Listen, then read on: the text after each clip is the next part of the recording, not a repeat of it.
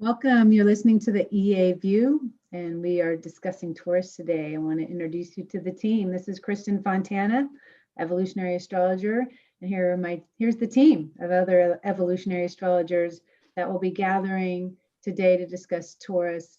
Stacie Pazura, say hey, Stace. David Green, Rose Marcus Rose Marcus from Vancouver, Canada. Hello, hello. And Sol Jonassen from Norway. Hi there. Hi. Welcome, ladies. Welcome back. It's Earthy Taurus Day for us, and we're very excited to discuss. We've got a big show today for all of you. And so this whole series came about because we wanted to talk about the fingerprint in a birth chart, and we wanted to go a little deeper and use chart examples of those that we know in the world that are really expressing their fingerprint. And many, many years ago, I remember Jeffrey Wolf Green talking about the soul fingerprint, which can be seen with the position of Pluto in the birth chart, along with the paradigm and all of the other symbols that express the soul's intentions for this life and the creative capacities. But whenever that soul or any soul is actualizing that fingerprint in the world, he would always just be amazed at and really just celebrating the fact that the soul is going for it. It takes courage really to be who we are and to be who you are. It takes a lot of courage to actualize the fingerprint. So we are celebrating various fingerprints throughout this series. And we are going to talk more about the one that we've chosen in a little bit. So it'll be a mystery until then.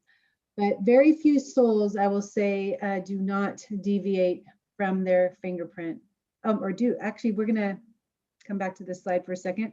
Very few souls, 10, I would say, do not deviate from the fingerprint. Yes, what I was saying before is that most of us will deviate because nobody likes to feel insecure. And so if we're actualizing who we are and we're feeling judged for that, or we're afraid that maybe not everybody will accept who we are, and then we can tend to take detours and we can go off track. So anyway, this whole series is dedicated to helping us all understand what it looks like and how to locate it in a birth chart, and to just have a little fun along the way as well, looking at all the archetypes. So here we go.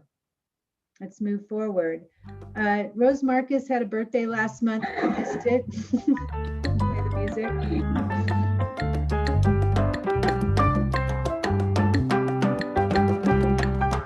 So, yeah, belated birthday wishes.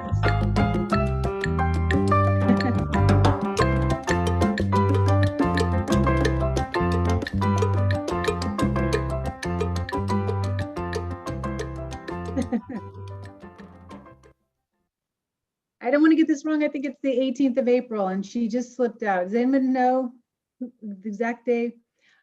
So yes, this is our Aries girl, and I'm going to share, had to slip away from the show for a second. In Aries fashion, there was an accident at home, and she has to take care of one of the girls who was out on an electric bike.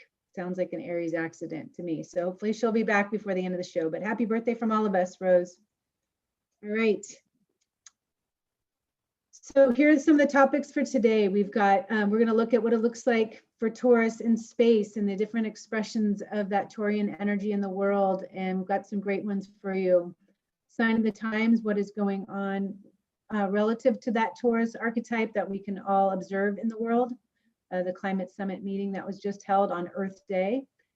And we have a signature transit of the month, which is the new moon in Taurus, coming up on Tuesday, May 11th. We will be discussing Leonardo DiCaprio for our fingerprint. And I don't know if you all realized it, but the first 4 months we looked at female charts. They might have even all been minorities. I can't remember exactly if that's all of the 4 charts that we've done, but we're going to look at a male chart today. Leonardo DiCaprio, he's a great, just a big proponent and spearhead, one who spearheads environmental issues, using the platform that he has to reach people with his message. So we thought he would be ideal for this. And we're going to teach a foundational principle as well. We're looking at the fingerprint, and we'll talk about Jupiter squaring the nodes and what that looks like and how to navigate the chart. We've got comedy, as always, with Soul. Looking forward to that, looking at the Taurus archetype. Music and movies with David Green, and we are just going to discuss The Revenant, this incredible movie DiCaprio won an Oscar for, and we will close with an inspirational message. So there's the lineup for today. All right, so Taurus expressions in the world. I mean, there's a gamut of Taurus expressions because it's ruled by Venus, which is the inner side of Venus, which connects to our resources. And anything that feels good in the human form is Venus. And also anything that is linked to our senses, all the 5 senses. So I'm going to just share this because a client of mine who lives on Protection Island, or excuse me, Perfection. It is Protection Island, actually, that's a typo there. Protection Island, Perfection Island, that'd be quite an island to live on. But Protection Island, which is off the coast of Vancouver Island. And she has Mars and Taurus conjunct the North Node in the 9th. And her name is Alexandra Nathan. And she creates these beach mandalas with her 3-year-old daughter. Actually, her daughter's not 3 anymore, but they started making these incredible mandalas at the beach when she and her daughter were 3 years old. And she now creates greeting cards. You can find her on Etsy. Rooted from Within is her location there on Etsy, but I think these are just gorgeous. Making art with nature. That is very Taurian. Don't you think these are amazing, guys? They're I mean, beautiful. Absolutely. All right, so here's another Taurian example. Stacie, I'll let you take it. Food, right? Food. So yeah, so Gordon Ramsay is an interesting, he has an interesting Character. here. Yeah, well, and character, yes, indeed. He definitely has created his own career based on his own work, but he has also taken on a capacity for training others, and he's been on various shows where he judges and gives critiques, and he can be a bit harsh. He's made people cry quite a bit. Oh yeah. But he also does have his sweet moments. And so, I mean, I think even a lot of the people that he has, who have had their feelings really hurt, they're always so grateful when he gives them his attention. But anyway, we have Pluto here in Virgo in the 5th house, which is conjunct Mars, balsamic, and also conjunct Uranus in Virgo. And polarity point, of course, that makes it 11th house Pisces, North Node in Taurus. Oh, sorry, I'm going the wrong way. South Node in Scorpio with that huge stellium in the 6th house, and ruled by Pluto again. And then the North Node in Taurus, polarity point. Sorry, guys, my brain is just all over the place. So polarity point, which is the first cause of the life, right? So 11th house, Pisces, North Node of the moon in Taurus in the 12th. And the ruler of the North Node is Venus in Scorpio in the 6th. So this is, the essential fingerprint here, pattern. And you can see that he's someone, just through his chart here, he's someone who's really committed to excellence. And it's like Kristin, you were saying, Taurus includes the senses, and he really does concentrate on those things: how it looks, how it tastes, how it feels, everything. But I was curious personally, and I'll kind of make this short. I was curious personally about his disposition, because when he gets mad, he gets real mad. He says things that are so blunt that you can't even believe he's saying it sometimes. And with this signature here, there's an obvious, it's obvious that he has been working on this before, in terms of coming to terms with mistakes, because, you know, with this polarity point in Pisces, and then with the North Node in the 12th house, you have someone who is really wanting to evolve by grasping some kind of perfection. Except we all know that perfection is not a real thing on this plane. And so, you know, everyone is subject to human error, including himself. And I think, you know, with the signature, it does kind of show that he can sometimes project those things, maybe not be sensitive, maybe not listen so much to other people. But with the evolutionary dynamic, which is the polarity point, the North Node ruler, this is showing how the ego structure is evolving. And what I see is that, you know, he's going to attract experiences that will give him an awareness of how people take in his feedback. And I see him actually humbling as life goes on. I see it really deepening his and really kind of metamorphosing his emotional state. I see him becoming much more interested in simple things, simple human things, and just a streak of humility. And I look forward to seeing how that's going to manifest. Anyway, so sorry, that might have been a little long there. That was a great example, though. I mean, Venus is conjunct the sun, of course, and at North Node in Taurus. So, all right, this is such a great example of Taurian image here. Grape stomping, making some good wine with those grapes. So just wanted to add some color and flavor to the scene here. Mm.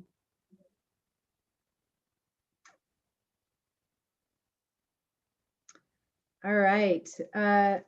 Just recently on April 22nd on Earth Day, President Biden, the US President Biden was leading a climate summit meeting with other nations to discuss plans to reduce emissions. And about 27 countries, I believe, were a part of this. And 17 countries, the main countries that represent 50% of the wealth of the world, and essentially probably 50% of the emissions that are happening right now. So 17 of the largest economies and greenhouse gas emitters, which included the leaders of other countries, especially vulnerable to climate impacts, or charting innovative pathways to a net zero economy. There was a meeting that went on where they were agreeing to commit money to keep to limit the global warming to 1.5 degrees centigrade. So this is a big commitment from a lot of countries. And as DiCaprio often talks about, we are at a crisis point. Civilization is at a crisis point with our environment. So it could not have come too soon. And so on Earth Day, to have a meeting such as like this, and for so many countries to be coming together, I think Russia and China were on that list, if I'm not mistaken. You know anything about that, Deva? That sounds right from what I remember as well, in that mainly it was the countries that were included understood that it was really a common or shared value, that it was going to be something that everybody invests in order to sustain the whole. And that was the excitement of it, was that the people that were participating and talking about real Taurian, like stable, long-term, what we're going to need to invest in, how we're going to do it. It created more of an energy of a common and shared value, and recognizing that this can't come just from one country. It needs to be something that comes from the whole in order to for our own survival, for everybody's survival. Exactly. Right. So it So was just amazing.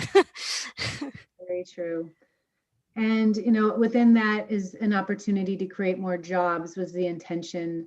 Stacie, this Build Back Better theme as well that we were talking about before the show, and you know what renewable energy and just cleaning up the environment and building back our rebuilding our infrastructure to the way that can meet current times and standards. I mean, it's going to generate a lot of new jobs for people. Very Taurian. Well, yes, and I mean, you know, I've been looking over his plan here for the Build Back Better. And I mean, it is completely essential needs. I mean, everything is hitting all the marks on essential needs. And we haven't had that for a bit. So it's what a relief. I mean, I just love this plan. The investment into renewable energy and doing it here in America, it allows us to be self-sustaining. This is Taurus. So yeah, I couldn't say enough about it. Yeah, you can go to joebiden.com and it gives you kind of a breakdown of what the plan is. I just think it's phenomenal. And I really hope that it goes through without a hitch. I agree. All right, Sol. Yeah.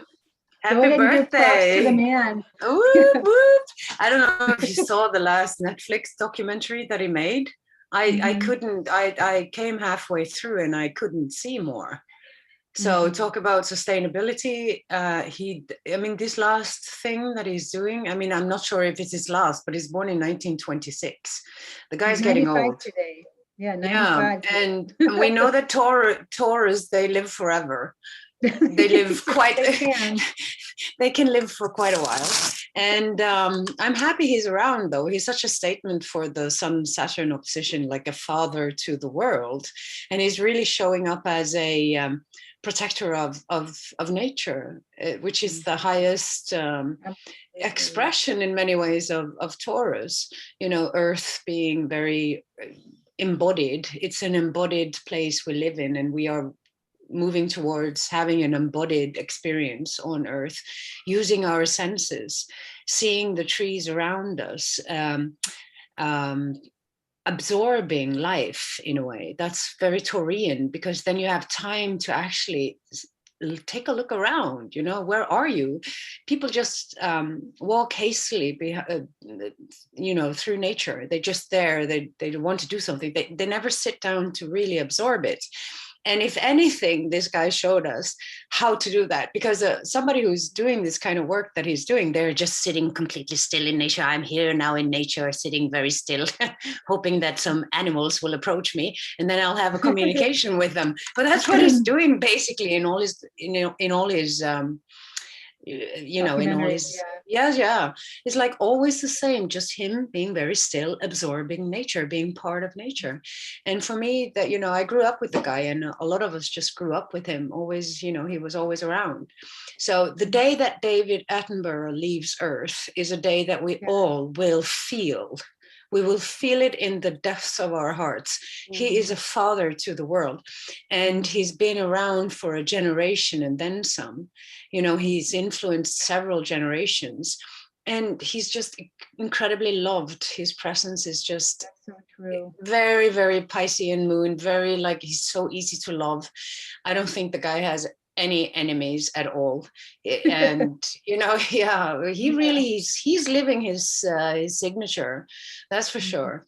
And so I'm in awe. I'm so happy that it's his birthday today, because it makes so much sense, since we're doing this talk about, we're bringing in Leonardo DiCaprio's charts, because it's his enthusiasm about the environment and whatnot. And it is that time now for Earth. COVID is a statement for that. It's time to slow down. We have to slow down our traveling. We have to slow down our constant search for stimulation and start seeing the trees around us. And that's what this COVID has done to me. I've been involved in my own personal space, and not moving very much, being still, and that's Taurus. So he's an excellent example. So thank you for bringing this chart on. Thank you, Sir David Attenborough. I love you.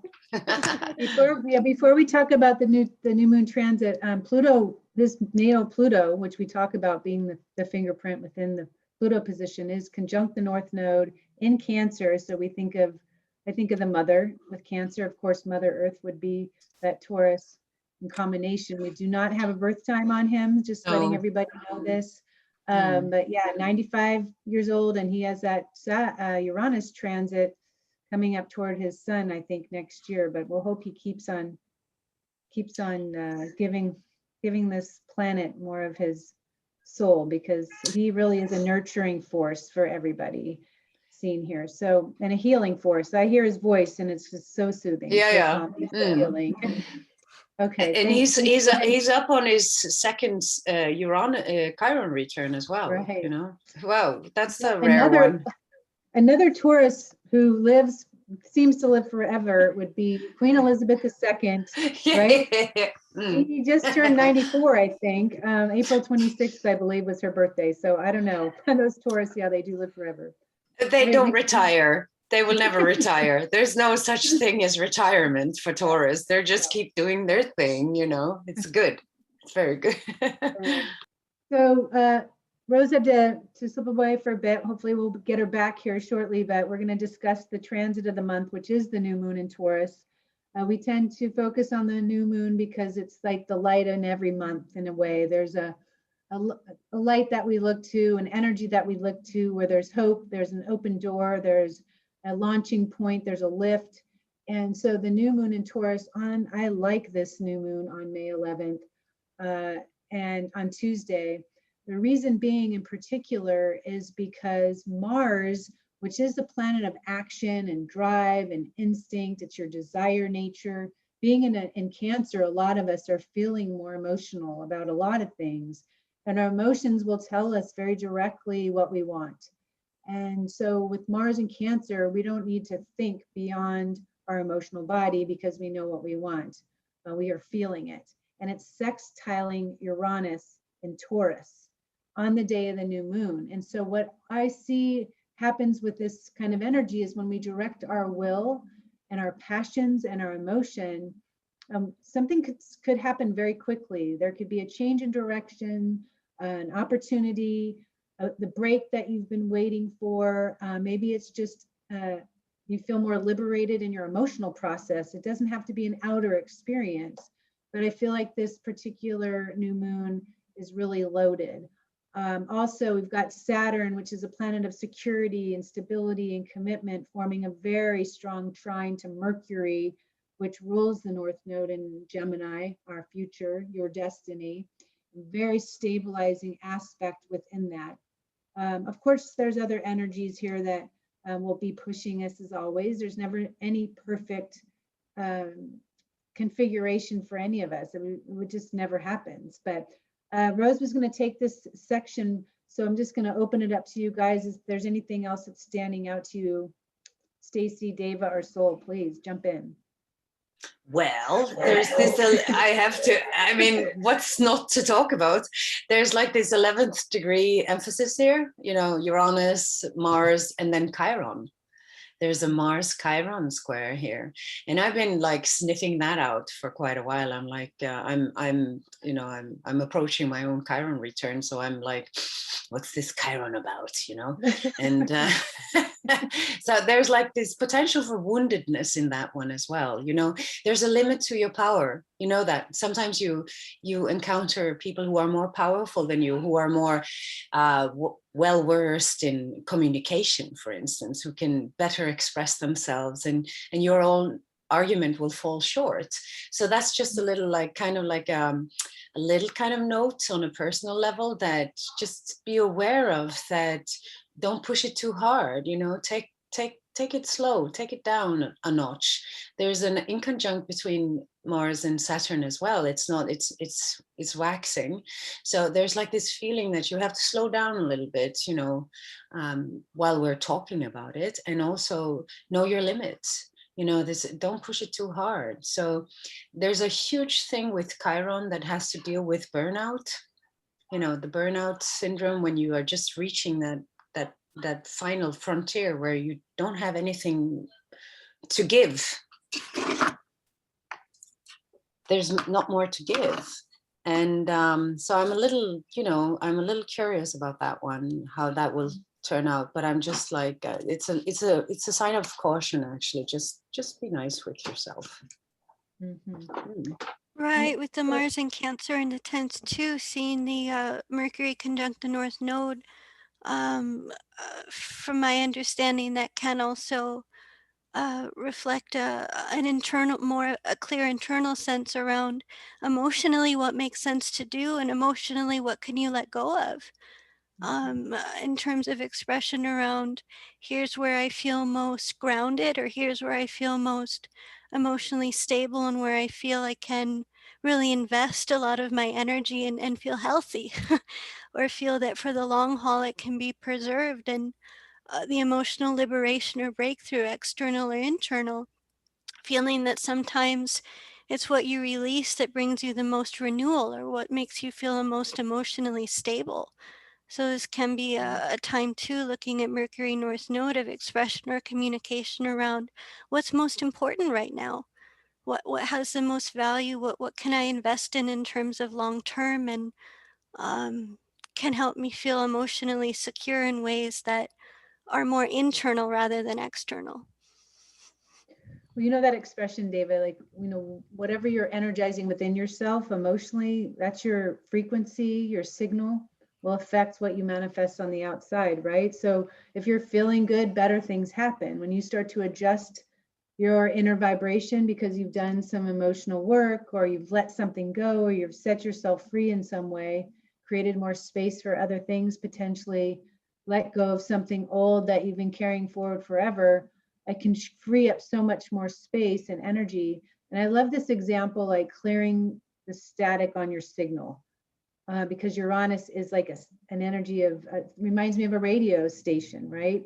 And so for Mars to be sextiling Uranus, it offers you an opportunity to clear the static, the excess, to really simplify your life and stay rooted in what's real and stay rooted in what really matters. And so when we stay rooted in what's real and what really matters, you become very attracted to other people, because that grounded nature, you're centered, you're balanced. They're like, people will naturally want to know whatever, you know, what you've got going on. So if you're in a relationship, and this is one more thing I'll say too, I talk to a lot of people that are either looking for love or in a relationship and want to be wanting to be receiving more than they're getting. And I often tell them, stop attaching to or expecting, and just start energizing or nurturing yourself instead of looking to somebody else to do that. And inevitably, whenever they start taking care of themselves, they redirect their energy, the phone rings, or they get the attention that they were looking for the whole time in somebody else. So strong themes of self-reliance right now, self-providing, self-nurturing. Mm-hmm. So, you know, that Mars Uranus is just kind of like an encouragement to take a step back and detach a little bit from the emotional attachment in the whole situation, and just get a little bit of overview. So I think it's a good one to kind of like see through the veil of the constant ocean of emotion that is Cancer. Yeah. You know, it's so like it's nice to feel yourself, but you know, it's about the correct action, what you do with the feelings that you feel. You know, how do you express them in a healthy way, and you know, without necessarily wanting a certain outcome, but just honoring your feelings for what they are. You know, that's a tricky one for a lot of people. So normally we choose to completely detach from our feelings because they offer it's such a vulnerable grounds for human communication. But it's been interesting, this Mars and Cancer transits, in terms of, you know, feeling that ocean of emotion, and now maybe we'll get a solution to how we express it in a constructive way. Yep, that's a great transit for that to happen, to really be maybe objectifying your emotions, or objectifying your situation, stepping outside of the situation that might be causing a lot of emotion, and looking at your life. I love this one too, like you're watching a movie, right? You're just observing yourself in your life, and then you can watch yourself in action and make those adjustments, so you're not feeling things, or feeling that emptiness. I think that Mars and Cancers can sometimes generate for people, because we tend to feel thrown back on ourselves during this kind of transit. Everybody does with Mars and Cancer. It doesn't really matter what you have in Cancer. It will activate the emotional body. It's trying to help you evolve in some way, and it starts with being self-reliant, self-sustaining, and nurturing yourself within. That's where the true power will come from through this transit. Well, Stacie, any just thoughts? yeah, Oh. I do, in fact. I'm looking at that square from Jupiter to, well, from the new moon conjunction to Jupiter in the 6th. And what this tells me is that, this is a time for really humbling that kind of higher mind, the intuitive mind, the philosophical mind. Being in the 6th house, this is going to entail some adjustment. So, and this is why humility is so advantageous, because when you're humble, it is easy to adjust. It is so easy. And this is why these two things go together. So, but as with squares, there's some stress involved. This is a last quarter square, which means that we are coming from the status quo and we're coming into kind of innovating what comes next. So, so be prepared, and, don't stress out if you feel some stress or conflict. Just, really tune into it. Spend some time in nature, spend some time outside watching the trees, watching, like right now, I'm watching the wind blow my trees, and gorgeous wisteria out there and the birds chirping. And, it's when you're in that relaxed and disarmed state of mind that intuitions can really come to you, and answers can really come to you, and understanding can really come to you. So that's a big component of that new moon as well. Yeah, Taurus is very receptive, right? It's very much about grounding yourself in something simple, and the new moon can create, it's important to be receptive under this particular new moon. Well, you'll come up with wonderful ideas to be more innovative with your work, potentially. That last quarter square to Jupiter and Aquarius, maybe you want to change the way you're working or add an element of excitement to what you're doing. You want to change it up a little bit. It's a great time to start new projects. There's all sorts of ideas that will be storming in, I'm sure, with all that Gemini energy too, conversations that you may want to have. So I just feel like it's loaded with a lot of potential to make the kind of change in your life that you'd like to see happen. So we wish for that for all of you on Tuesday and beyond as we approach eclipse season, coming up the end of May and in June. All right, so here's our fingerprint this month. Stacie. I'm excited about Leonardo DiCaprio for so many reasons. And one of them is that he is 10 days my senior. So we have very similar placements. So Wow. Oh yeah, 10 days. Yeah. So Leonardo DiCaprio, just kind of a background. He was born to a family raised Catholic. His mother was a legal secretary. His father was an underground comic publisher, writer, distributor. Just really out there, just really into art and crazy art, like he painted in Andy Warhol's studio. Just really had close ties with a lot of artistic giants out there. And so this really created a lot of amazing imagery for Leonardo as a child. He talks about, he had this painting that he put above his bed, and I can't remember the full artist's name. I think it's Hosh. I don't know, but anyway, it's this 3-panel painting, and it kind of describes an evolution of one condition to where it goes. And the first panel, and it's very like so much iconography in there. The first panel kind of depicts the Garden of Eden, where everything is lush and abundant, and it's just Adam and Eve and birds and things like that. The second panel is where suddenly everything is so populated, and then people are kind of getting into trouble and kind of woeful and stressed out, and a lot of chaos going on. And then the third panel, it shows something that does not even resemble where it began. Black skies, crazy like creatures eating people, and just a very dark depiction of the future of where things can go if it progresses along that line.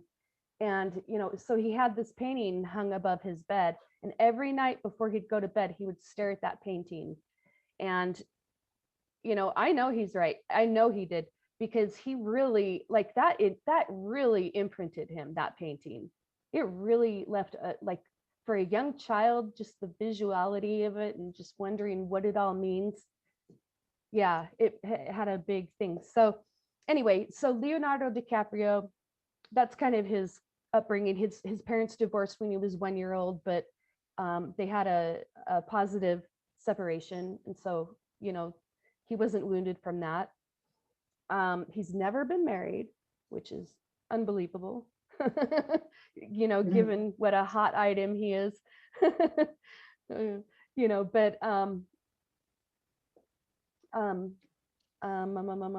and I think his so, chart kind of reflects that, because that first and second house is so strong. So oh yeah, I'm sure he was not in a hurry. right. Well, and so he's an actor, right? So he started out, times were tough. He was living with his mom. He needed money, so he wanted to be an actor. His brother got like a commercial gig and earned $50,000, and from there he was like, "That's what I'm doing." He actually ended up leaving high school a year early. Eventually he got his GED, but yeah, he did not graduate traditional high school. But obviously he's very smart. So, and so then, he started with commercials, then, a few appearances on television shows and a few commercials. And then, he started getting into movies, and he was handpicked by Robert De Niro, for a certain film. And that was his kind of his bust out moment, his major film. And then since then, he's been in so many amazing films. He's won an Oscar, as Kristin was saying. He's won Golden Globes, Academy Awards, all kinds of awards. In fact, let's see. So to date, he's had 101 awards, won 252 nominations. So hello. Wow. That's quite, and he's made some great movies, Titanic, What's Eating Gilbert Grape, Catch Me If You Can, which is one of my favorites. I think he is brilliant in that show. The Wolf of Wall Street, and then most recently, The Revenant. But also what he has done, in 1998, he had a meeting with former President Al Gore, and it really lit a fire under his ass. He created, they talked about climate change. And I think it was within the same year he founded the Leonardo DiCaprio Foundation. And what this foundation is centered in is providing grants for innovative companies that are looking to, counteract climate change, to get involved into clean energy, to protect threatened species, to protect indigenous people, just all kinds of humanitarian. And then here's the one thing I want to say. He's also produced a couple of documentaries, which are brilliant. I think the first one that really impressed me was The 11th Hour. Right now, I can't find it on any of my streaming channels, but on the web, you can go to watchdocumentaries.com and you can watch it for free. Although there is this kind of distracting captioning in a language that I don't understand, but it's easy to ignore. It is fascinating. It makes climate change so clear. It's just so brilliant. And then, of course, probably the most popular, Before the Flood, which he partnered with National Geographic to create. I encourage everyone to watch that movie, both of them. Anyhow, let's see, what else do I want to Stage of evolution. What do you think? Oh, third stage individuated. Yeah, Easy. definitely. Yeah, for sure.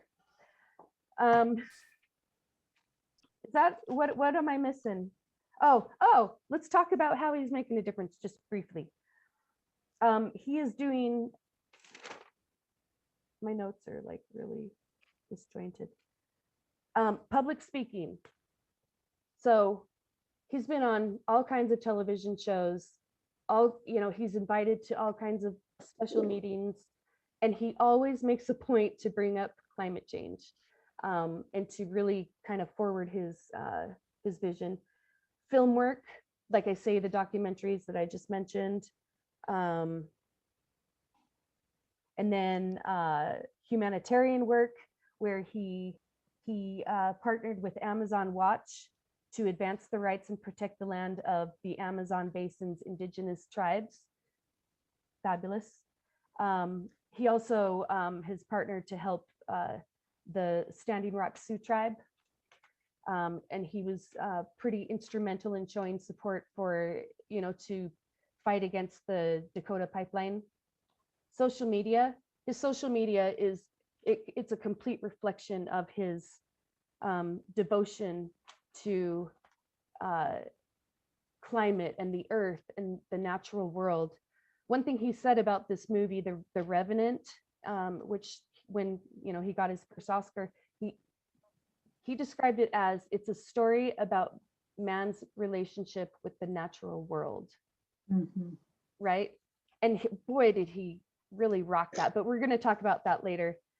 Hey, Stacie, I wanted to say one thing based on the public speaking. Yeah. What blew me away so much is that, well, that was the only Oscar he won, by the way. He was nominated for 6 Oscars and he finally got it with Revenant. Yeah. He chose to use his time, his airtime after receiving that award by saying, like, letting everybody know that climate change is real. It's happening right now. It's the most urgent threat facing our entire species. It's the most urgent crises that we have ever faced as a civilization. This is what he's talking about when he's receiving his Oscar. Forget about the award. Everybody wake up, right? Yeah. This is just complete Uranus Mercury right there, conjunction. He's trying to wake up the world with his this platform, with his words, with what he knows. And I mean, anyway, yeah, I just thought that was just said a lot about who he is, for sure, as a Absolutely. soul. Absolutely. And we can kind of see this in the signature. So let's start talking about it.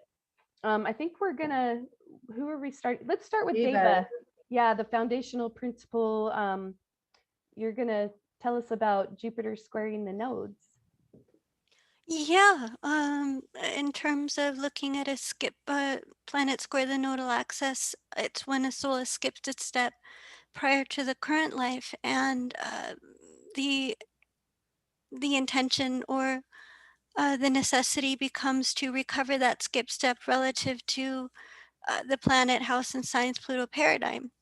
So looking at Jupiter in Pisces in the 6th house and squaring the nodal axis of South Node being in Gemini in the 9th, and North Node being conjunct Neptune in the 3rd house. Looking at from what you guys have said in terms of the recovery of the skip step, that you can see in the natal chart, seeing the Pluto in the 1st, also seeing the moon and Uranus and Mercury balancing out or having gotten a little too far ahead of himself or a little too carried away with himself in the past, and that coming forward as being an actor. He says that for a living I play fictitious roles. Jupiter and Pisces in the 6th, and progressively losing touch with his voice or losing touch with himself through these fictitious characters. And looking at the North Node being in Sagittarius in the 3rd house with Neptune there, polarity point then being Aries in the 7th, and the Jupiter being Pisces in the 6th, it's all coming through commitment to environmental causes. It's all coming through the commitment to a universal whole, or in value with specifically the environment that has effect globally, Neptune being North Node. And is that being a way for him to become clearer in himself, that his connection to nature also helped him integrate a skip step relative to his personal truths. And looking at Scorpio in the second house, putting your money where your mouth is. Looking at this Jupiter square the nodal axis too, you can see that in many ways he's probably able to sell whatever deal to anybody anywhere. Being able to sell it whether you believe in it or not, but I can sell it to you. And looking at the recovery of that now, I mean, what Kristin, what you brought up, and Stacie accepting an award, and look at how he uses airtime, and Stacie, his devotion to what's natural and to using that for educational needs. This is something that will affect a humanitarian purpose, the North Node being in Sag in the third, education, documentaries. So this is all a reflection of how he had gone flip-flopping, playing these fictitious characters, perhaps even selling the deal to himself to a certain degree, that, limiting himself, seeing the Scorpio in the second, and really busting through that by following his fingerprint and devoting his time and energy, and really making full-hearted investments into the environment, and to creating education around what's happening worldwide and what we can do, what actions we can take. So it's a recovery of a skip step of his personal truth, aligning more with his with honesty, with being very honest about who he is and becoming very clear about who he is and how he wants to use his voice. And again, that coming through his commitment to the environment, with the resolution node coming in North Node in Sag, and the Neptune there, public speaking, Sag in the third house.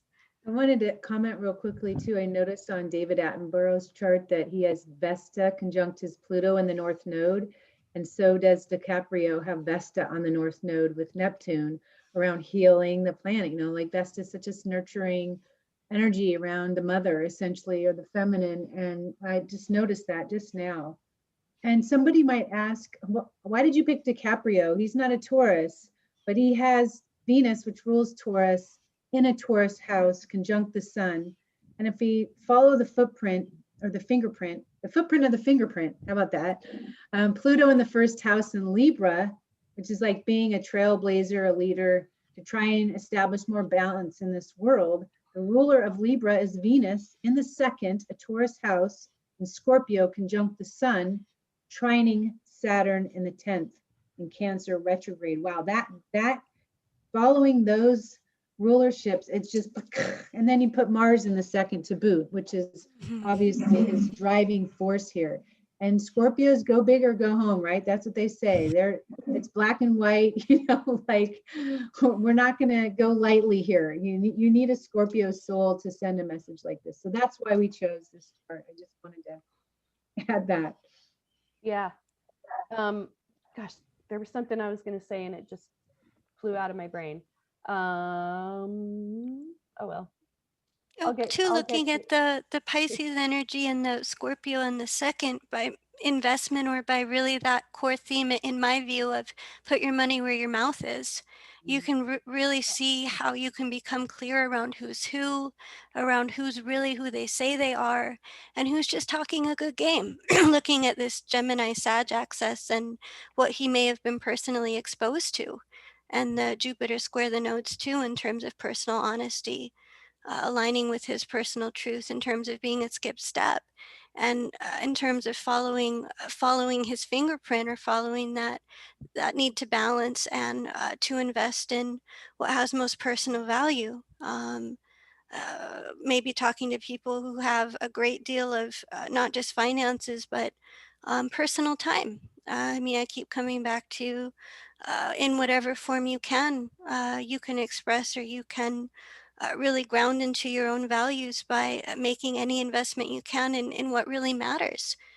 What you really value, what you feel you really personally connect to, and so on. And that can become a means also for coming more into touch with your personal truth, seeing the Jupiter square the nodes. So he's in my point of view, he's really communicated that message as well too, that you can't just talk a good game, or one way that you can really demonstrate that is to invest as much energy and resources as you have into what matters or into what you value. Do you think that in a past life he was talking it but not walking it? Yes. You know, like Yes. this is what I believe in, but maybe didn't put the resources or the energy or the He has really funny movies that way. I know. The Master of the Double Life, or the Good Talker, the Charmer, right? Oh yes, sincerely from the bottom of my heart. but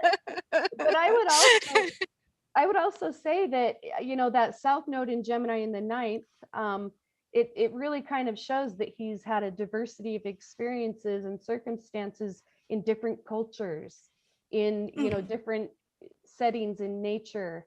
So, but, you know, it's on the Gemini level, so he's been gathering information.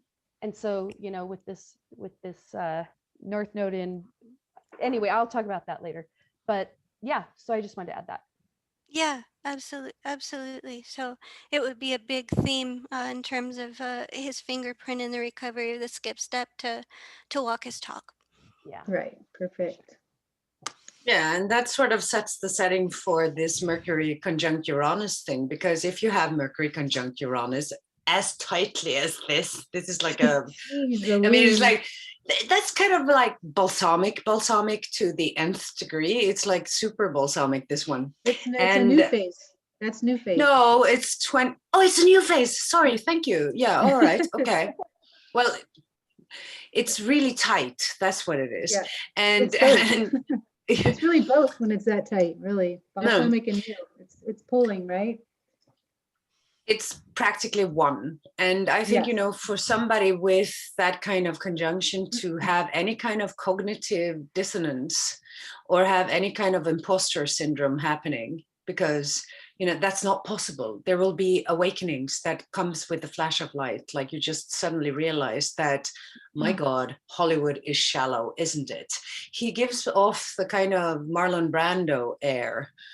He reminds me a little bit of Marlon Brando. Marlon Brando was also incredibly having this activist gene, you know, being that kind of into activism.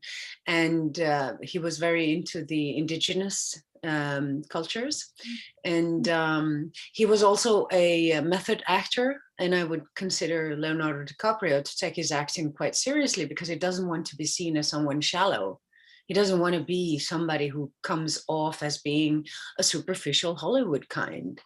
And there's a certain compensation probably with his activism in that. I'm just speculating, of course, but if it was me, I would feel a certain kind of, like, it would be uncomfortable for me to be one who is kind of part of a culture that is emphasizing so many ideals and illusions that the Hollywood culture is all about. You know, the whole system in Hollywood as well is quite, you know, it is what it is. It's business as usual. And for someone with a very advanced mind to be able to stay in that without protesting would be very difficult in the long run. And this is why this Mercury Uranus is just fueling his nervous system. So he's got access to his higher mind, and it's really the solution to his you know, what he didn't do in his last life. You know, he didn't walk his talk. And now comes the realization that I didn't actually walk my talk, and look where I am. I'm this super fancy idol. You know, this is, you know, his past. You know, he had realizations along his journey that probably just snapped him out of anything shallow. So he's not shallow. He's like, there's quite the trauma signature in terms of waking up with this Mercury Uranus. It's like, boom, once you've seen it, you can't unsee it. That's the thing with Mercury Uranus. You can't go back.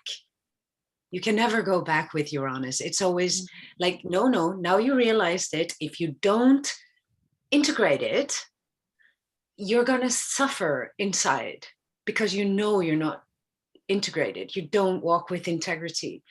And that's impossible for somebody with a trine to Sun Saturn. You know, he's constantly being watched by himself. He's constantly correcting his own behavior in the world.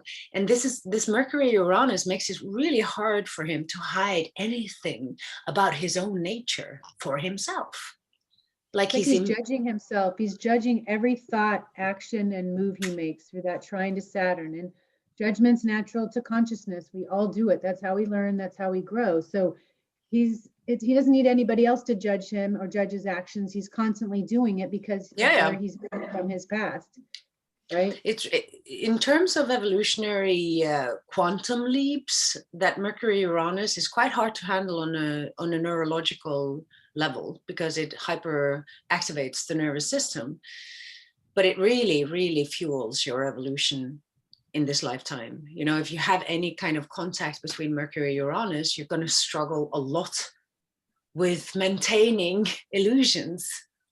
It's going to be hard to kind of like, sounds true, I think I'll go for that, but then it's not true, and you're going to see it. It's like, oh, okay, I think I'm fooling myself a little bit here. So it's, I used to, my former partner, my ex-partner, we were together for 8 years. He was born a day after Leonardo DiCaprio the same year. So I'm quite acquainted with this chart in terms of the spiritual aspiration that comes with the territory of Jupiter square Neptune, and also this incredible capacity to perceive that comes with Mercury conjunct Uranus. It's a razor blade kind of intellect. It just sees straight through everything super quickly.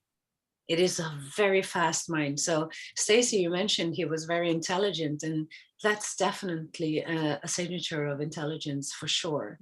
But it's challenging on a personal level, especially when you have to relate to a culture that is based on the values that it's based on: materialism, popularity, beauty, all these shallow values. And for Leonardo DiCaprio, and that's why I mentioned Marlon Brando, I think it's pretty impossible for him to stay in that kind of shallowness.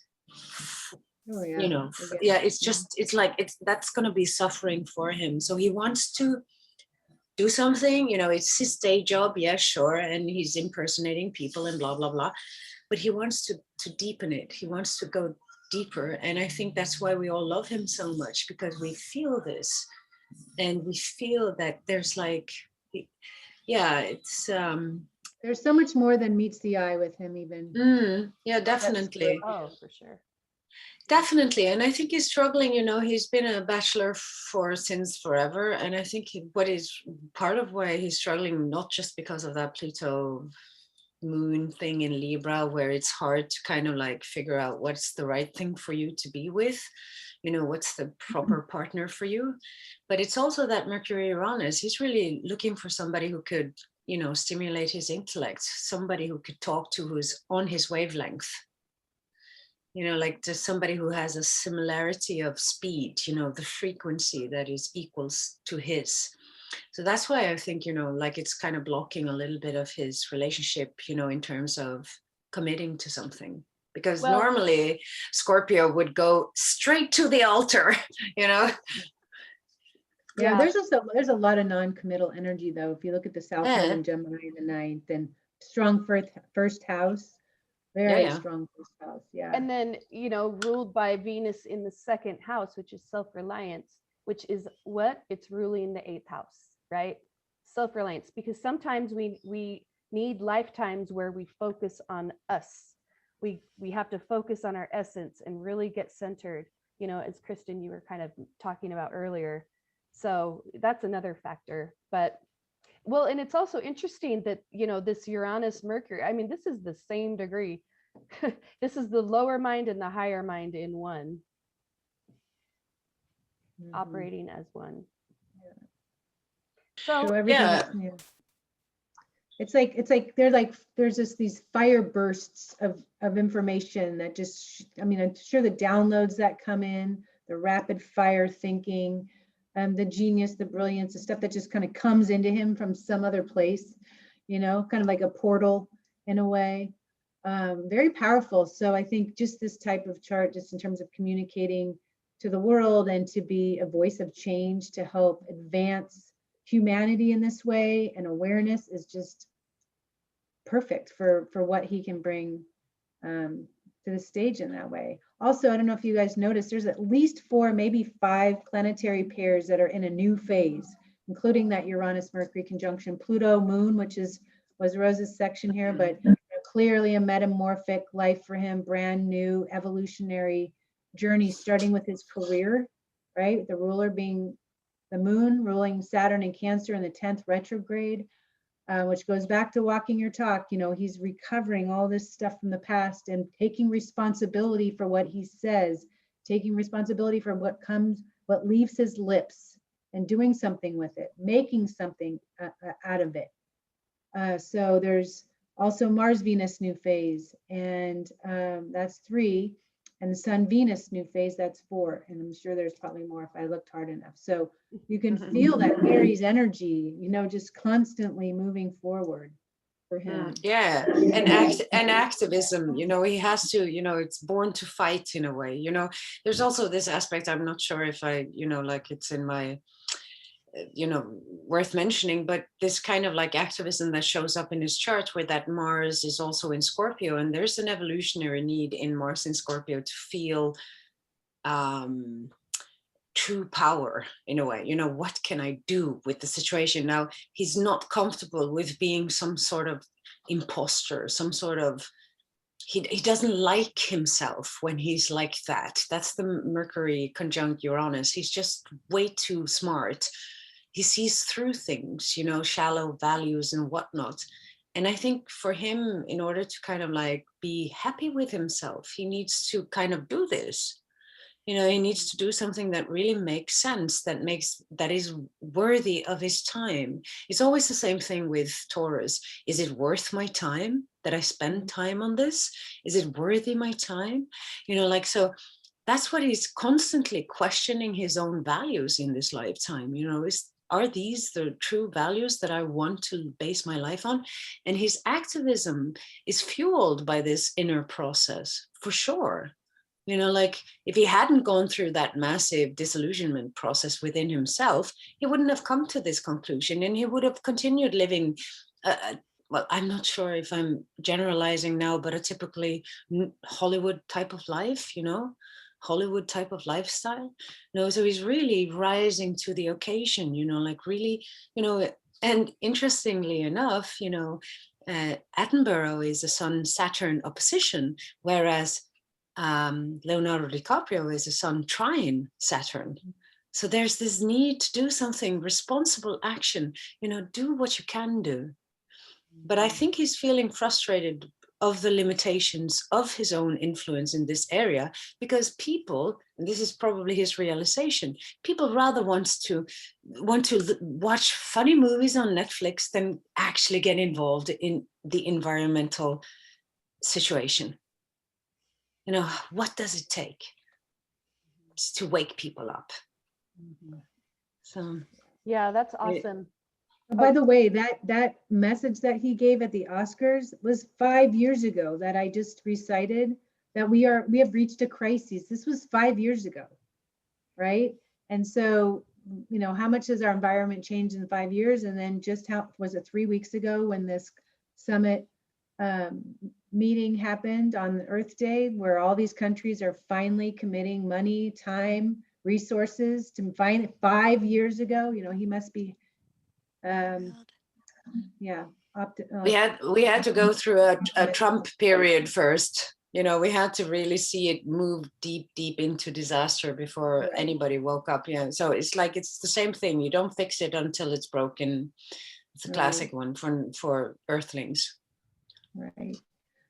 Okay. Stacie. Yeah, so let's talk about the North Node, or Neptune on the North Node. Oh, are we not talking about Moon Pluto? Oh, there you are. I'm just looking at she's back. I'm just looking at the slide. Do you want to go first, Rose? I would love you to go now. I wouldn't mind, because it kind of dovetails, you know, what everybody's already been talking about. Okay. And just, you know, when we look at this chart here, you can just see how much information is in that first quadrant, which is a subjective orientation, right? You know, so it's all that experiential development, you know, that comes back to who am I? And of course, as I think others have already said, Pluto in the first house, it begins a whole new evolutionary journey. The moon in a new phase to that Pluto, again, it's a new journey for the egoic self as well, too, the self-image. And, you know, the fact that that's Libra, it's really, there's so many different things to say about that. You know, the stereotyping and so forth that goes along with Hollywood and so forth. You know, one thing, you know, there's so many things I'm thinking about here.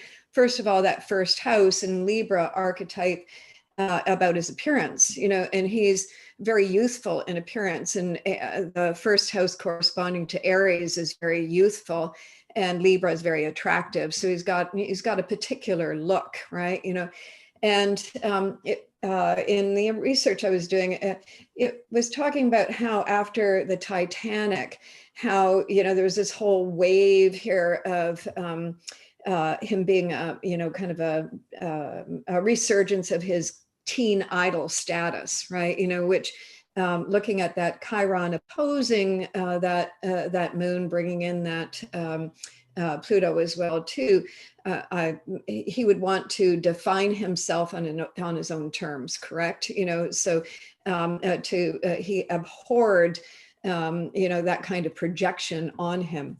And I just took out a bunch of things from some research that I was doing, and I just thought that some of the things that people had written about him were pretty interesting as well too. As a child, he was fond of impersonating characters and imitating people. And we might think about that in terms of Libra, you know, the realm of appearance and being a people pleaser, and, you know, all those kinds of things you might think about Libra and how we might relate on a social level, or, you know, what the social expectations, and certainly if you're going to, you know, make yourself entertaining, people are going to like you, blah, blah, blah. But I think this idea of the impersonating and imitating, you know, relative to Libra's rulership of Venus in Scorpio, you know, I don't think that there's anything superficial about his, you know, trying on all those different personalities for size. And Libra is an exploration of diversity.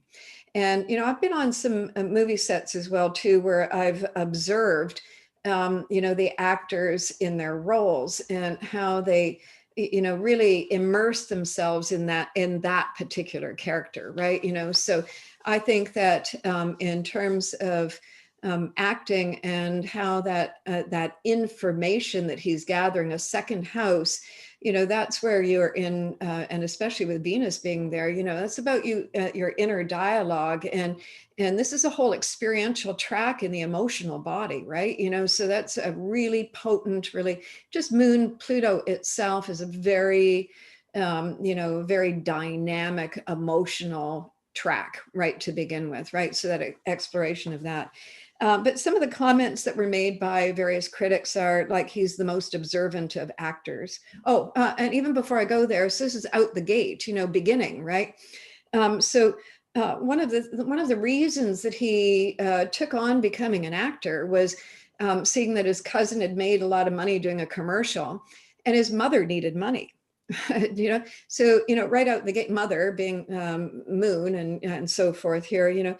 And then when he first started his career, he remained jobless for a year and a half, even after 100 auditions, is what it says here.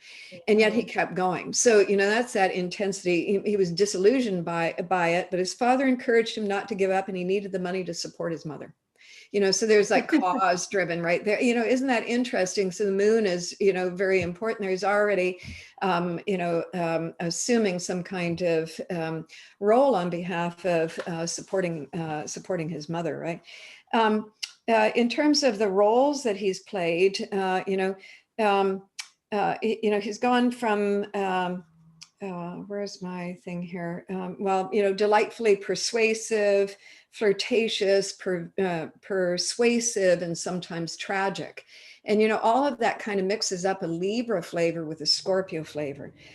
Explosive, emotionally complex performances. When he chose to do the Titanic, it was a choice between Boogie Nights and the Titanic. And the Titanic, by the way, you might think as an actor in his role, oh, no brainer.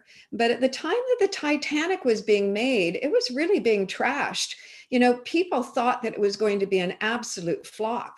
So it wasn't a guarantee that it was going to advance his career in any way, shape, or form.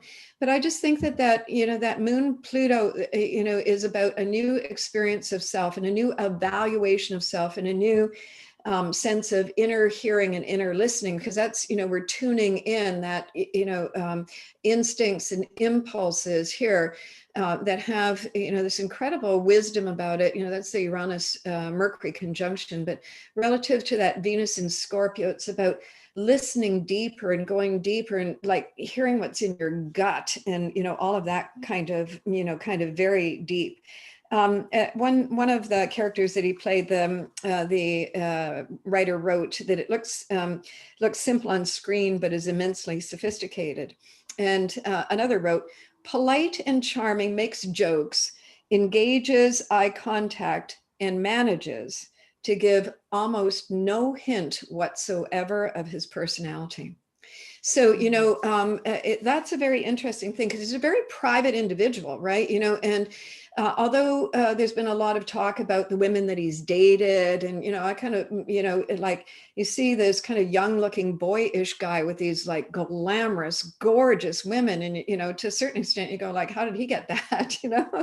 But, there's something very mesmerizing about Venus and Scorpio, Sun, Venus and Scorpio relative to all of that. So he's played a wide berth of characters. And one other quote I want to say as well, too, that one of his strongest, earliest influences was James Dean. And he watched East of Eden. And in this, he quotes, there was something so raw and powerful about that performance, his vulnerability, his confusion about his entire history, his identity, and his desperation to be loved. That performance just broke my heart.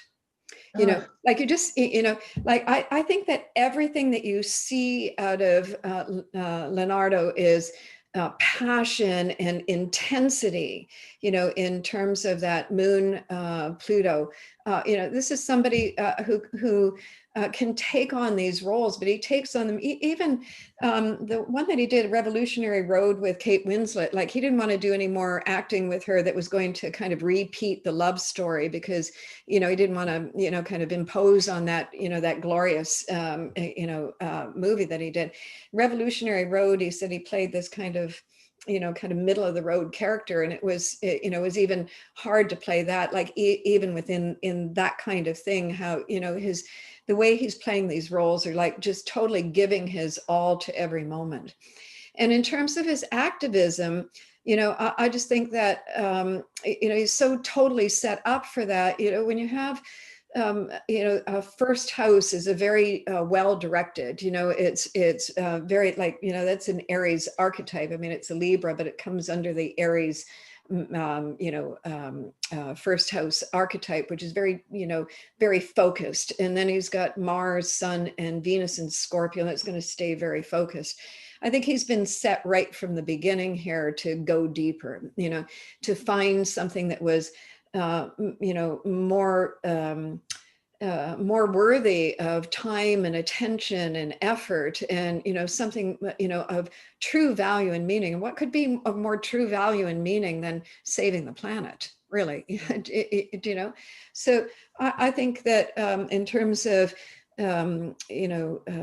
honoring his footprint, certainly describes that. And that moon Pluto, it's experiential and it's now, and it's on a continuously evolving track, right?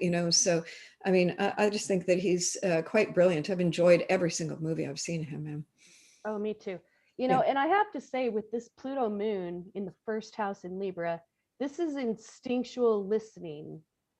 In a couple of his documentaries where he's been in interviews and people have been speaking to him, I mean, his eyes are locked. He is soul connecting. He listens. He wants to listen. He is interested in the diversity of humankind, and he knows how to compare and contrast. And I think that is one major factor into how he is so brilliant in creating these different kinds of roles, this diversity of roles. Absolutely. Yeah, that intensity, that if he's with you, he's really with you. And there've been so many of all the things that I read, there were times when producers or directors didn't think that he could do the depth of whatever that role he was, just, when he was getting started, because, I mean, he kind of looks lightweight to a certain extent almost, it's just that fresh young look of his, but depth of character. And again, Libra and that Venus in Scorpio, the art of listening. He has, an extremely fine tuning there to be able to really hear what another is saying, right? So brilliant. So Stacie, did you want to talk about that Neptune on the North Node? Or are we moving on here? Well, I would, but yeah, I would like to discuss that. So We'll come back to this. I'm just looking at the slide here. So yeah, I mean, this is important to talk about because, this is, of course, the resolution node. We've got Neptune right on it. To me, looking at the overall signature, this is undoubtedly a daemon soul. Hello. And Jeffrey Wolf Green used to say, a daemon soul is intended to be a messenger of God, relative to plants and animals and nature. And this is the struggle that we see him kind of straddling here, the superficial versus, the dream, Neptune, the dream, being the larger than life movie star, or embracing the purpose that the divine has in store for you, tuning into that, doing the work to really integrate those things, which of course, as Deva was talking about, that square with Jupiter in Pisces, there's a lot of adjustment that's needing to take place, but he's doing the work.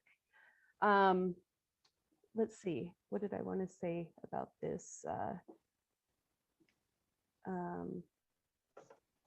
Yeah, anyway, I think that's the main thing that I wanted to say, is just that, he really is embodying this intention of becoming a messenger of God, or the divine, the source, whatever term you want to call it, nature.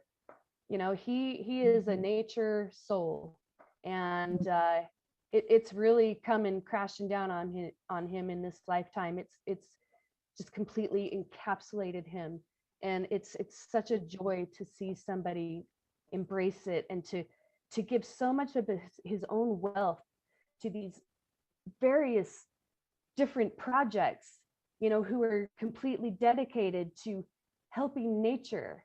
You can tell he feels this in his body. He feels this in his emotional body, his physical body, every body. Like, he is very dedicated. It's very authentic. And you can hear it when he speaks. It comes through his words. The truth comes through. And I do think that the divine is using him as an instrument in this way. So I'm just going to keep that brief. Okay, I love that. That was perfect. I love that you added that daemon piece and messenger of God. Yeah. Right. Let's heal the planet, that Neptune on the North Node. Okay, we're going to tie this up looking at the original Lilith in Leo. And what we have not talked about, because we've been discussing women's charts, is that original Lilith in a man's chart can represent their ideal image of a woman. Okay, so a man's ideal image of a woman. But before I get into that, I do want to share this quote. This is also part of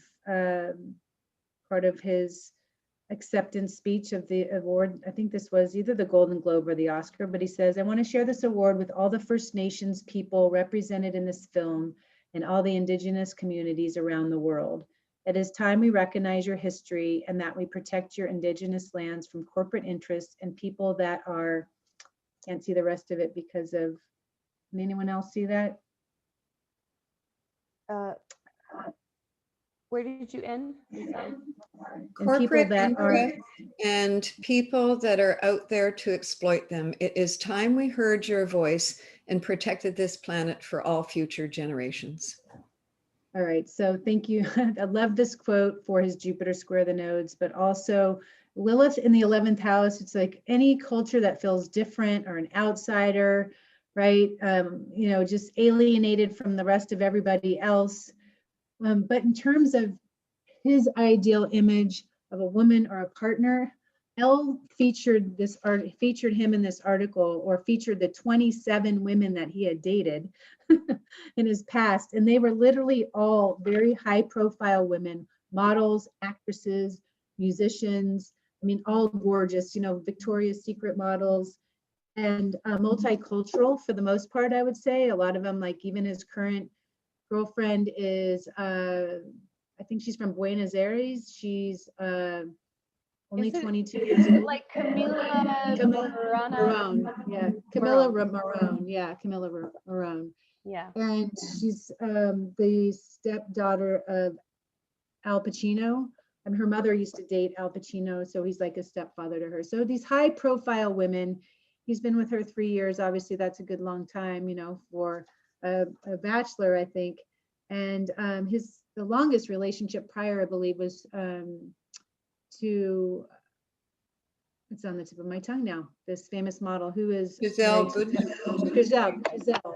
Yeah, Giselle for 6 years. And that ended around, I think, 2004 or 5, something like that. So it's been a long time. But remember that he does have Saturn in Cancer retrograde. There's this late blooming energy around commitment, I would say. There's a lot of lack of commitment energy in this chart with the first and second house. And it doesn't mean never, it just might take a while. You can obviously see the nature of the type of women he's attracted to through that Leo symbol. And in terms of the 11th house, you know, of course, these women are going to have to challenge him on some level intellectually, or be involved in his passions, his causes, his humanitarian efforts. I don't know that personally because I'm not listening to his conversations with these women. But I definitely feel like it would have taken him a while, well into his 40s, to have found the one. And there's definitely whispers that this relationship may be the one. In terms of also having, I think the last handful of women that he's been with have been much younger, and she's probably 23 years younger, somewhere. Well, I think somewhere around there. So there's a big age gap. And oftentimes when you see someone with Saturn in Cancer, remember that Saturn will condition every other planet in the chart.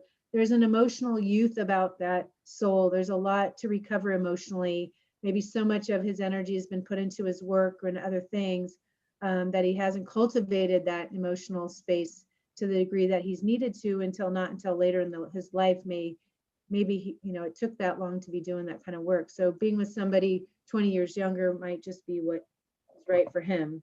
And so anyway, that's what he's attracted to. And can't blame the guy, I guess, if they've got an intelligent mind and they're into the same passions that he is. So that's that natal original Leo. So he's doing enough for the world. I think we can give him some, you know, well, slack on that one. I don't have issues with age gaps because, as we talk about all the time, you know, it's a soul in there that we're connecting to. We circle back with people from other times. Everyone that we circle back with, we're picking up from where we left off. So, you know, it's a soul thing. For him, it's probably always a soul thing. Mm-hmm. All right, let's move on.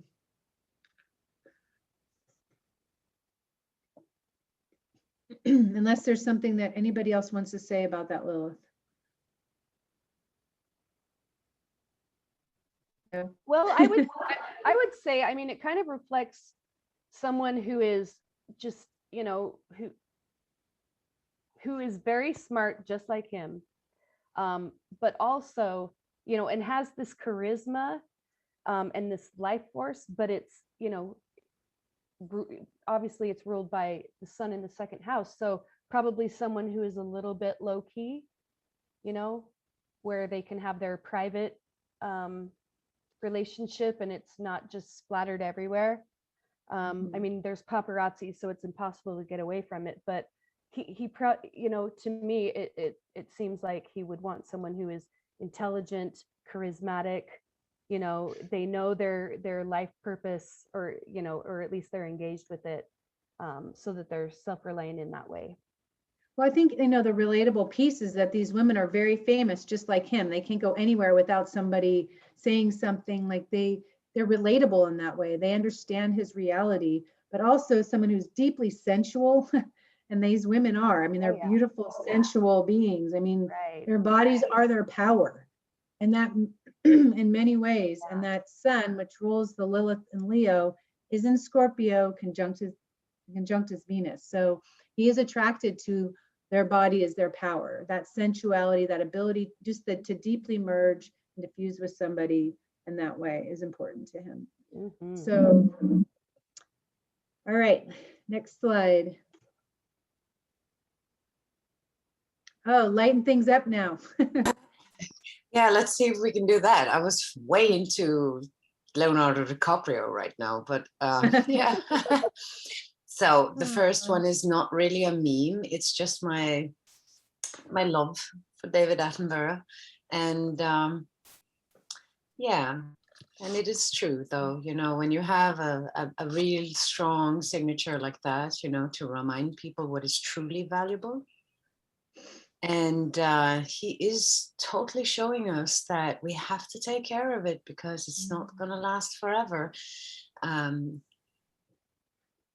It's the second law of thermodynamics. If we don't take care of things, they will go into, when we neglect things, they will be destroyed. And I think he's just like the guardian of that particular, you know, consciousness, to remember to take care of it. So yeah, please watch the latest Netflix movie and have tissues available. I cried. All right.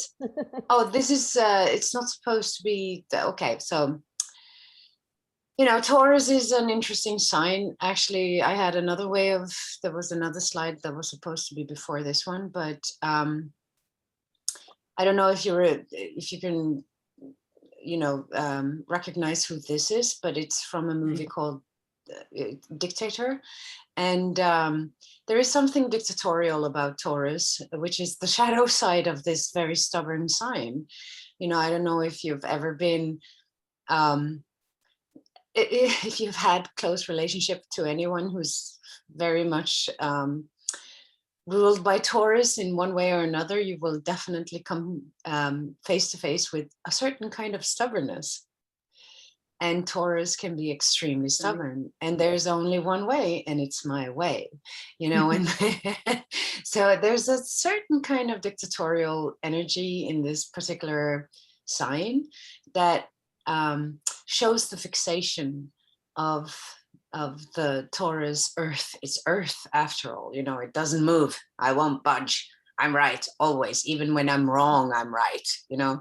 So it's one way of solving world problems. It's my way or the highway, which is both a trait for both Taurus and Capricorn, actually, but in particularly Taurus. And I have to say, most of my female friends are Taurus, you know, and I was like, ah. So I looked in the mirror and then I thought, okay, could be telling me something about me. I might be slightly stubborn occasionally. And I do have Mars in Taurus squaring my sun in Aquarius. So I can be very fixed in my own ways. But learning that kind of openness and learning to listen is definitely something anybody who carries that archetype within themselves would profit from. Let's just say that. So yeah. So let's see.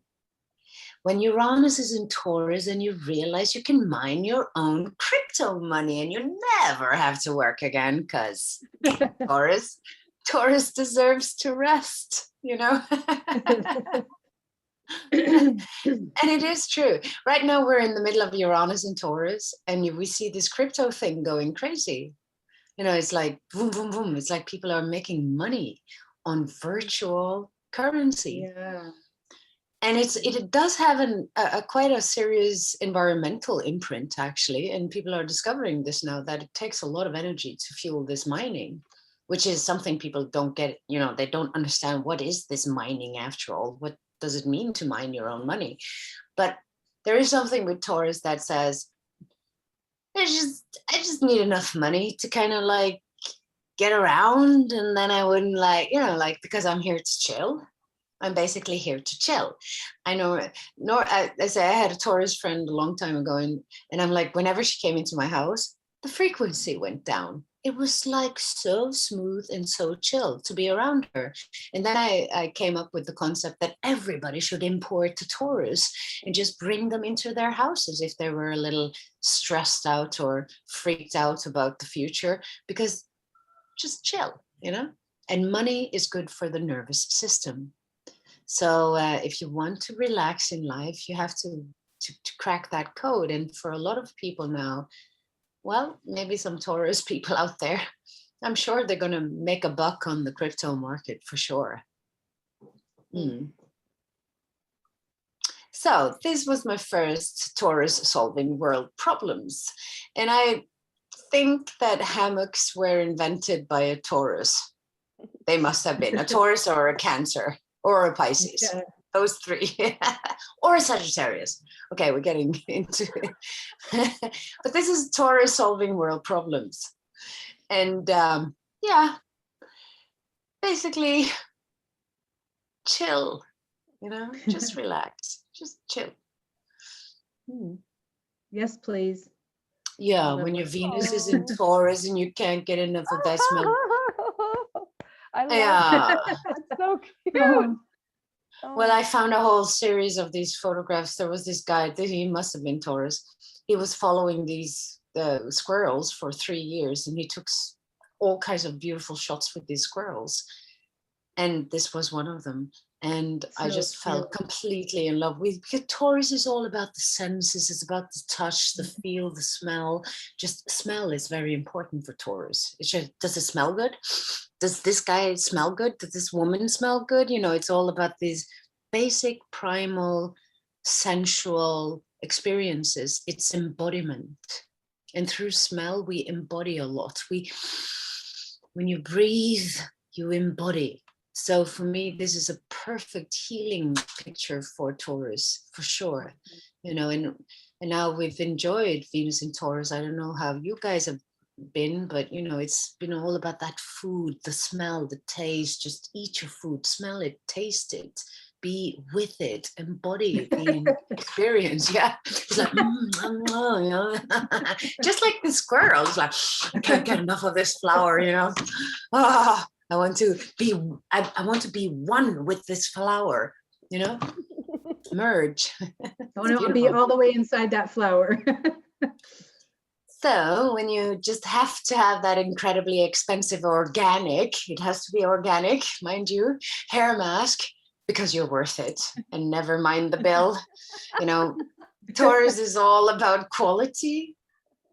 A lot of Taurus is this really natural beauty. You know, it's not super big on makeup and stuff like that. It's really like a sensual, earthy kind of beauty, but it's all natural. You know, it loves this quality, everything, fabric that's quality, anything that's clean.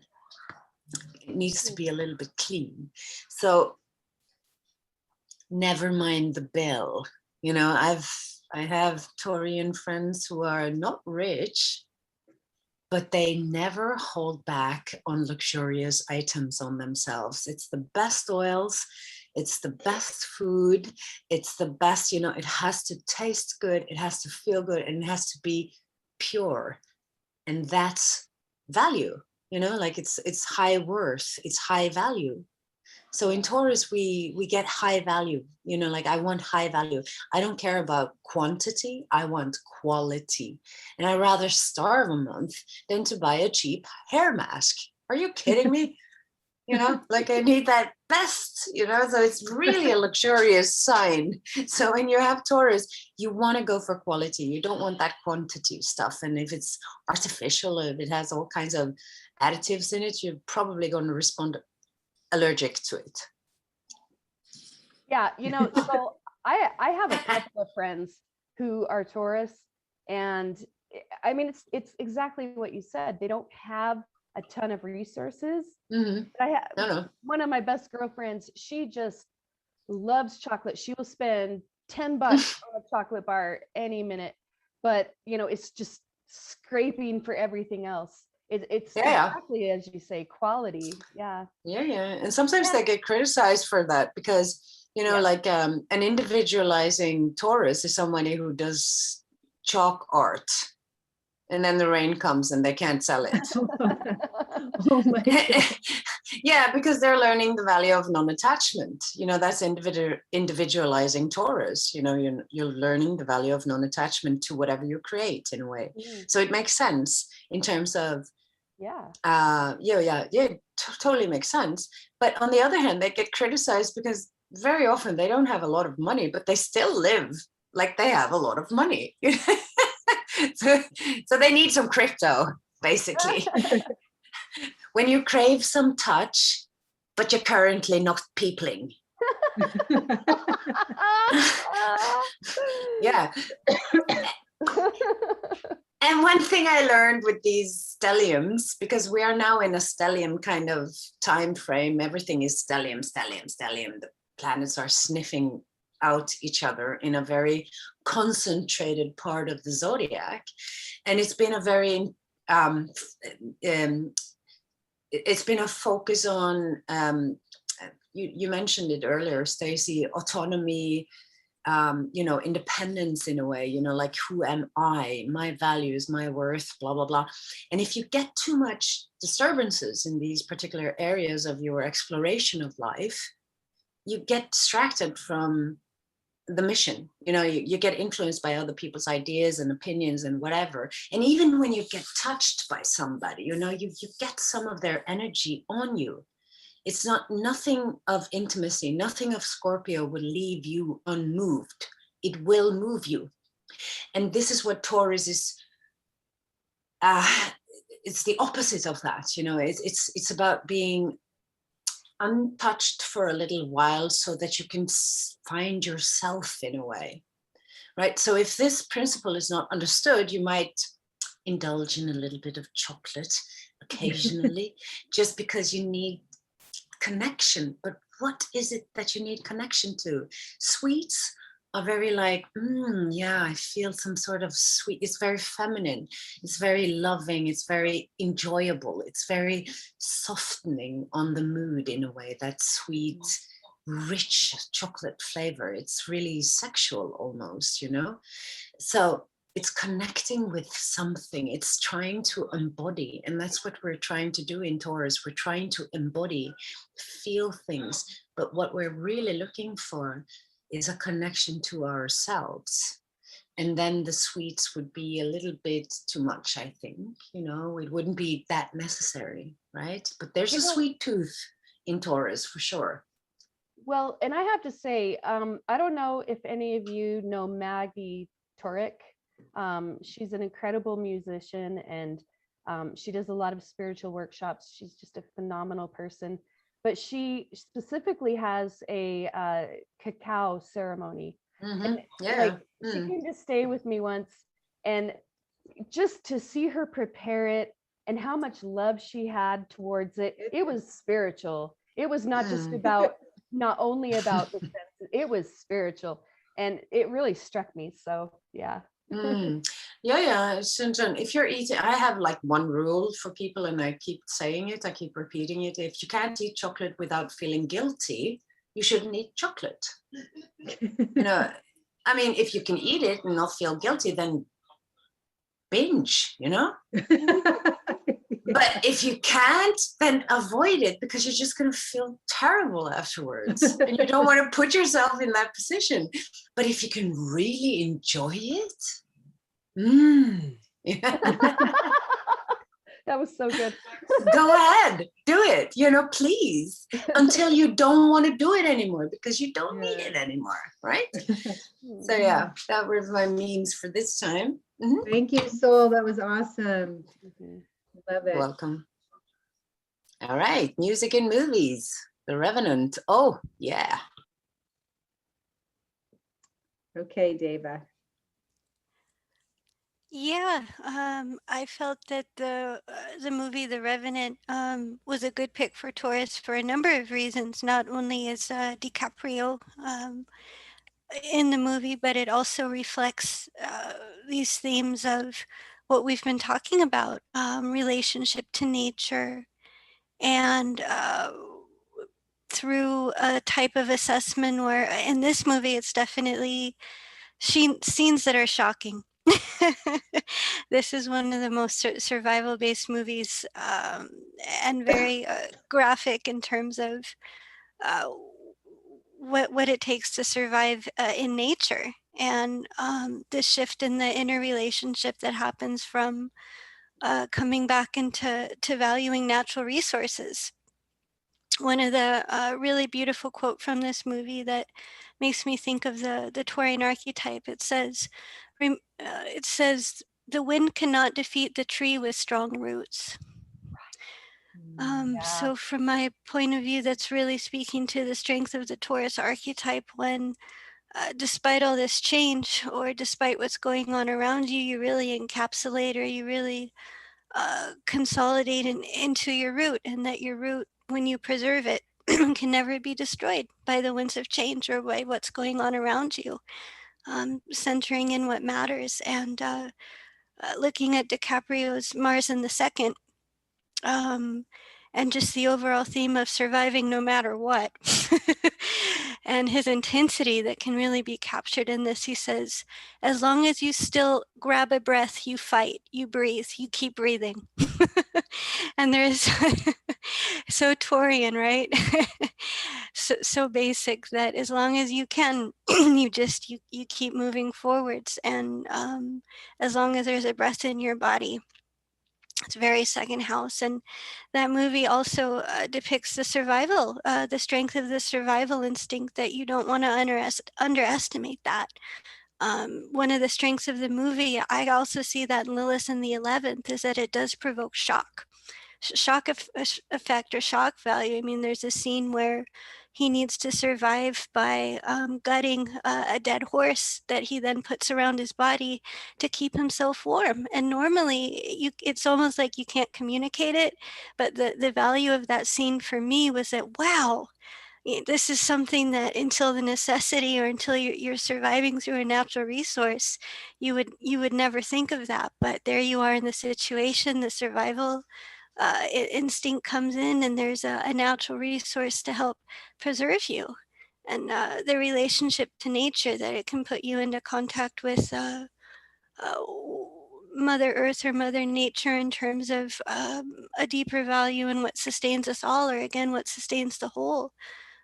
So for me, it was a very powerful movie in terms of evoking shock, and that in a very Taurian way, bringing back a reflection on our relationship to nature, and valuing our natural resources. And DiCaprio too, you can see in his natal chart and reflected in the movie. The issue, I mean, it all starts by a bear attack, and he can't speak. And he's at first linked with this crew, and the crew says, one of the guys in particular says, let's just leave him here. Let's just leave him for dead. There's no way we're going to get him from here or there to there. And so they're going to leave. He's encouraging them to leave him pretty much for dead. And there he is, not able to speak. Very, very Taurian too, and whom to trust and whom not, and being able to activate in one of the strongest ways you can think of, the will to survive, and how that essentially played out through nature and natural resources. In the movie, he's married to a Native American woman, and he feels more connected to their values and their way of life, and protecting or defending your tribe, protecting or defending who's there. And there it is juxtaposed as through key people who, hey, you know, we can't we need to put ourselves ahead of him, and let's just leave him here.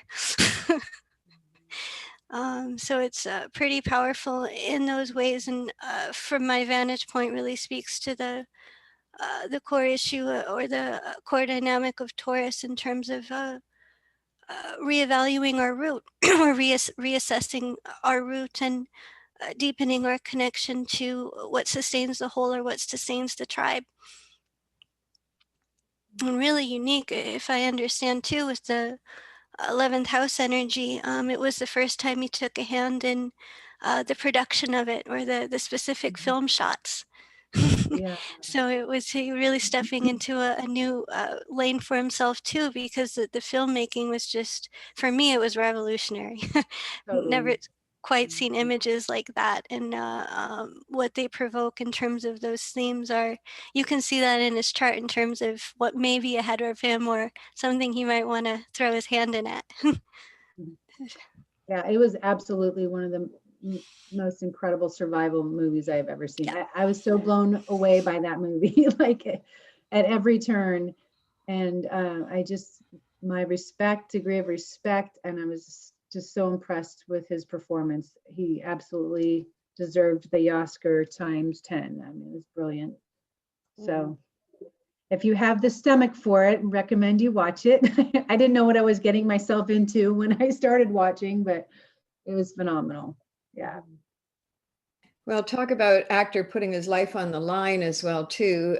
He ended up with frostbite, and one of those scenes he actually did what, you know, I don't think he, I don't know what he did with the horse, but the eating part of it, that was something he actually did. It was buffalo, and he vomited it. Yeah. Just a side fact. It was raw buffalo liver. Ooh, yeah. Wow. Yeah. All right. Thank you, DiCaprio, for all you're doing for the environment and for this planet. Okay, so my inspirational message today is a Venus message. It is a Taurus message. And I just was reading this morning on the message board, the EA message board, on the Asteroid Goddess thread, a story about a woman who really inspired me. And it is a survival story, but really more about her own self-empowerment and self-reliance. And her name, every Saturday, Rad posts a chart of a woman in the Asteroid Goddess thread with the position of Lilith and a little bit of story about them. And they're usually just really phenomenal, courageous women who are doing great things in this world. Anyway, this woman's name is Angela Madsen, and her birthday is May 10th, 1960. So happy birthday. She's no longer in this world, but wow, she's just had just a crazy life in many respects. And it started out with, she comes from a military family, and her brothers basically told her, you'll never be able to be in the military. And so she took this as a challenge and ended up as a Marine. But only 2 years into it, she was playing for the basketball team, and there was an accident, and she had fallen playing basketball, and somebody stepped on her spine and actually ruptured 2 of her discs. And when she was in surgery, there was a series of errors, and the surgeon, well, something happened in surgery, I should say. I don't know if it was the surgeon or not, but she ended up a paraplegic from surgery at the age of 20 years old. And so, she didn't let that stop her. But I wanted to read something here. It says that the US military refused to pay for Madsen's medical bills following the accident. And in the dispute that followed, Madsen lost her home and her marriage. She had been married, fell apart. She fell into depression and became homeless, sometimes sleeping in her wheelchair in front of Disneyland. So you can get this picture, of somebody who's trying to survive and had been through so much, and this accident that wasn't her fault. The military wouldn't pay for it, but she was so determined, to do something with her life. She ended up getting been very involved in the Paralympics and track and in basketball. She held 6 Guinness World Records and was working toward another one as the oldest woman and first paraplegic to row across the Pacific alone. And she was found dead nearly halfway into her solo row from Los Angeles to Honolulu on June 22nd, 2020, just last year. So she has a south node in Pisces conjunct Mars in Pisces, right? So she dies literally in the middle of the ocean trying to set another Guinness World Record. I mean, if this isn't like a story of survival, I don't know what is. And I just noticed today as Rad posted this wonderful story, and I want to give a shout out to her because wow, what a powerful force. Uranus is exactly conjunct her Mercury today. So I wanted to give words to her story. And she wrote a book called Rowing Against the Wind, which was her entire life. Really an uphill battle for her. And so her North Node being in Virgo, the ruler being Mercury, and Uranus is conjunct her Mercury today. So I was just so inspired by this story in terms of everything going south, falling apart. And I was reminded at one point in my past from a friend who had lost everything in a fire. She had lost her daughter also in the process. And she said to me, Kristin, there will always be somebody who is worse off than you and better off than you, no matter how bad it gets and how hard it gets. And I said, wow, for somebody like you to be sharing those words with me after losing so much, I was just amazed. And this particular soul, Angela Madsen, reminds me of such a soul, just continuing to fight on no matter what. So it is what we do with our circumstances that counts, and how humane we are and how much heart we put into all we do. I just want to just share this as a Venus story, and just remember to give all things that you do with all that you are with love and with the intention to continue to evolve, heart first, soul-centered, and yeah, just to remember that all that you're calling in is what it is that your soul needs on this journey to grow. Can I say something very briefly? Sure. Yeah, this story about Angela, I mean, Wolf used to teach, about Taurus, the value is in the effort. So it's not in the achievement, it's in the effort. And I mean, this completely embodies that principle. Mm-hmm. Yeah, absolutely. So, I mean, how many people would actually go after those things sitting there in a wheelchair? I mean, it's be a hard one, but good for her. She lived 60 years, I believe it was. Okay, so here we see Venus as a ruler of the heart chakra in this slide. Venus ruling Taurus, the inner side of Venus, and staying centered in the heart this month for sure.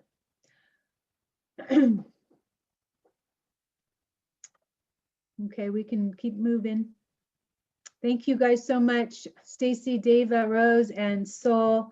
And I also wanted to remind everybody, we just released the Natural Astrology book that all these lovely ladies are a part of, and many other wonderful speakers. And Linda Johnson was the editor of this project and did so much to make that happen. Here's the book, and here are the other co-authors of this book. So it's available on Amazon now, on Kindle, PDF, or in the paperback. So check it out. It was so much fun to be a part of that. Mm-hmm.